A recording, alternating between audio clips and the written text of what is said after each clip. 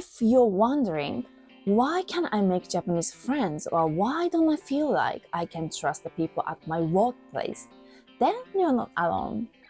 I've got some answers for those tricky questions. Hi, Nitsumana here. As I've mentioned before, our culture is incredibly unique and filled with unwritten rules and nuances that can be pretty intriguing. These tips I'm gonna mention will come in handy for various situations in Japan, whether you are in a country or planning from abroad. I've got 5 key points to share with you on how to build good relationships with Japanese folks. So, let's jump right in.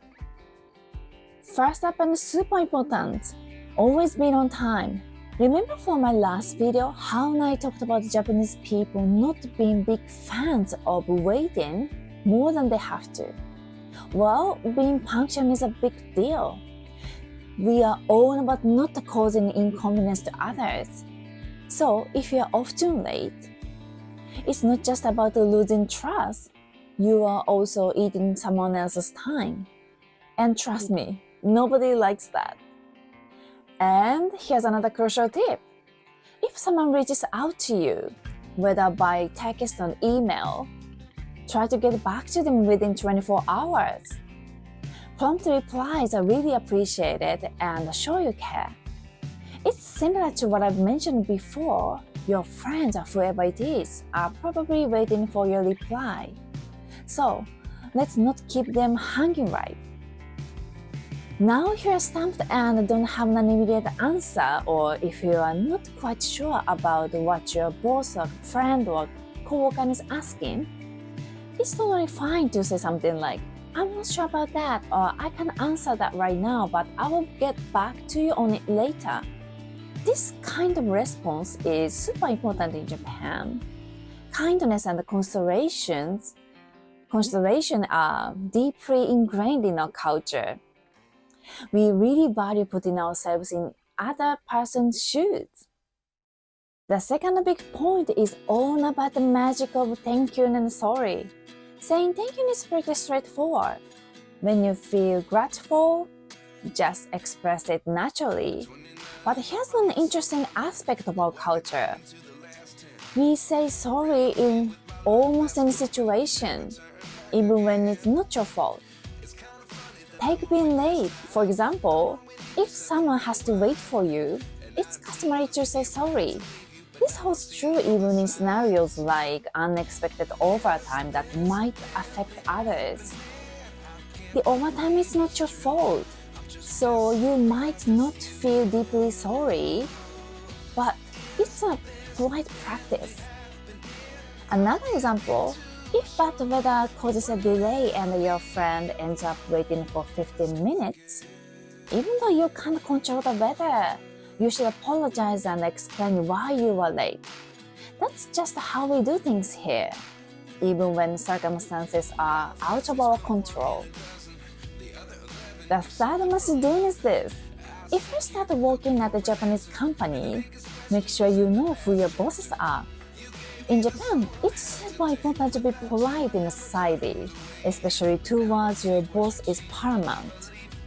Our society follows somewhat strict norms when it comes to interactions with those in charge. So remember to show respect and mind your manners. It goes a long way in a workplace here. But no need to stress too much about relationships with bosses. But definitely don't forget the basics. Greet with a smile and always be polite.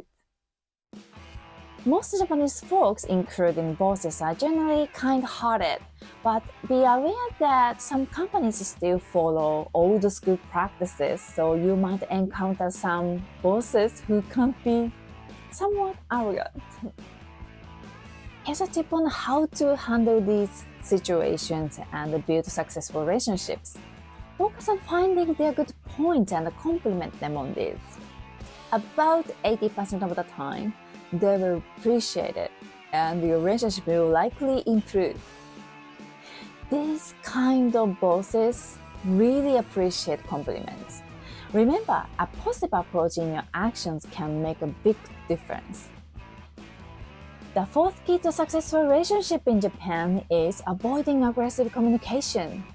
We really love sugarcoating our words. Direct confrontation? Not so much. We left that behind with the Sengoku era. That was a time of civil wars. Just kidding, of course.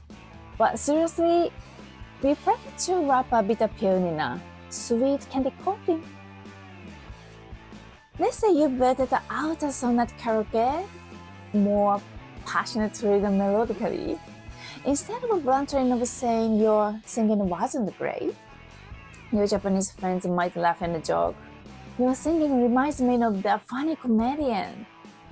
It's the roundabout way of hinting at it without being too harsh. It's all about being kind and avoiding hurt feelings. That's just our style. But it can sometimes be a bit confusing. We Japanese often prefer to use ambiguous expressions, so you might find our sayings or reactions a bit puzzling.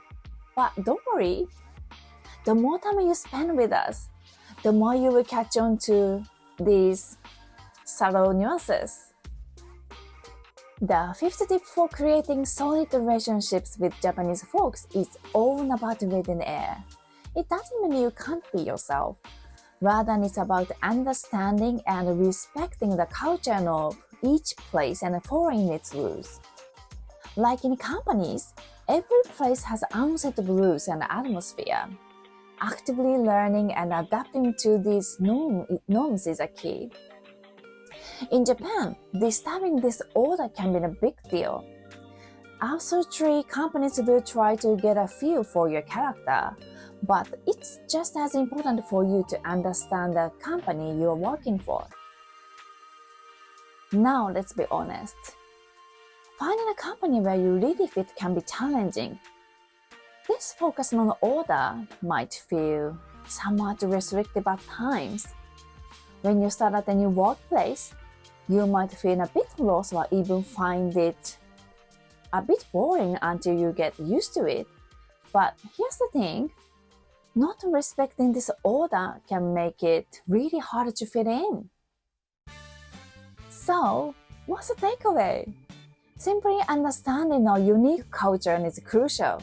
And that's exactly what my videos are here for. I'm here to help you navigate these nuances and make your experiences in Japan a breeze. Thank you so much for watching my video until the end. I would be happy if you hit the subscribe button. See you in the next video. Bye!